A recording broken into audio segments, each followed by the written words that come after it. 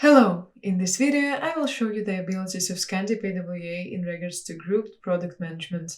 Specifically, you will see how the order of the products in group is changed and how to change the default quantity of one of them. I will open my product in backend and change the order of the products. I will also update the default quantity of the first one. I save the product and it will be updated on the front end immediately after save due to the ScandiPWA caching solution. No cache flush or any other manual operations are necessary.